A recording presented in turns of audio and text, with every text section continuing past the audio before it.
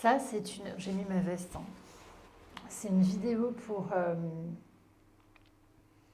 pour les personnes qui sont RH, en fait, qui déterminent qui peut convenir à un poste. On en parlait avec... moi, j'ai fait un Master 2 à l'université en 2019. Un Master 2 en Management et Administration des entreprises à l'université d'Annecy. Et j'ai croisé un collègue de l'université au 14 juillet au feu à Annecy. Et il me dit ouf, j'ai réussi à sortir de mon étiquette qui était collée sur mon front, parce que lui, il travaillait dans une entreprise d'emballage plastique, en fait, pour, je crois, l'industrie pharmaceutique. Et en fait, mes amis RH, j'ai un message pour vous. Pas de supposition. Vous devriez lire le livre Les 4 accords Toltec. Vous ne savez pas ce qui s'est passé dans la vie de quelqu'un. Moi-même, j'ai été entrepreneuse et puis après, j'ai réintégré le monde salarial. Et puis, il y a eu des moments où j'avais la force de prendre des gros jobs. Et puis, il y avait des moments où j'avais plus envie de me prendre la tête. Donc, j'ai choisi des jobs simples. Et j'apprécie quand les gens, et là en l'occurrence j'ai repris un job simple, donc je commence samedi, et j'apprécie le fait qu'il n'y ait pas de supposition, on ne se dise pas, on ne vous juge pas. Ouvrez le champ s'il vous plaît quand vous recrutez, parce que, et je pense qu'en tant que candidat on en souffre tous, c'est qu'une fois qu'on est mis dans une case, alors ça incite les gens à mentir, parce que moi je sais ce dont je suis capable. Je pense qu'il y a des postes où on me dit, alors attention, hein, je ne dis pas qu'on correspond à tous les postes, un peu loin de là, mais juste ouvrir le champ, c'est qu'on ne soit pas figé avec une étiquette. Là par exemple, je travaillais en Suisse depuis quelques années, je repostule en France, je n'ai pas une seule réponse positive.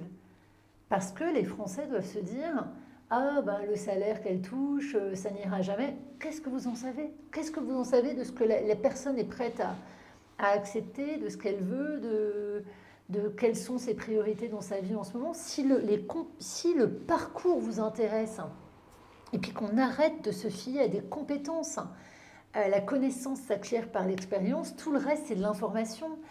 C'est-à-dire que choisir quelqu'un qui apprend vite, qui est curieux, qui est par exemple, je ne sais pas, enthousiaste, qui est motivé, oui, là oui, mais chercher quelqu'un qui sait faire le job à la perfection, je vois pas trop l'intérêt. Et là, c'est un message avec toute ma sympathie, mais pas de supposition. Voilà, vous ne savez pas quand on postule, hein, vous ne savez pas ce qu'on vit. Et c'est là qu'il y a des publications maintenant, il y a de plus en plus de publications sur LinkedIn où les gens abordent leur vie privée, des maladies, des enfants malades, et parfois ça en choque certains. Alors c'est certain que ce n'est pas le réseau pour ça, c'est vrai, mais il faut savoir que quand on a quand on vit un moment difficile dans sa vie, excusez-moi, mais le travail,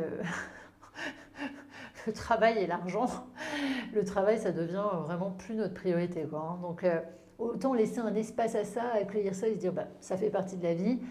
Mais je pense que les entreprises auraient tout à gagner à laisser de l'espace pour la vie privée, pour qu'on puisse, se dire, en tout cas, sentir cette liberté. Euh,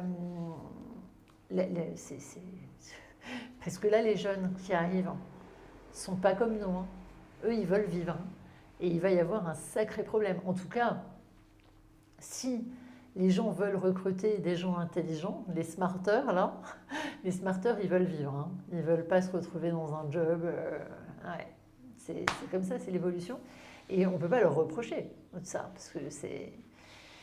Mais donc, ouvrez les champs et puis de ne pas s'arrêter à des suppositions, ce qu'on pense, qu'on imagine. Non.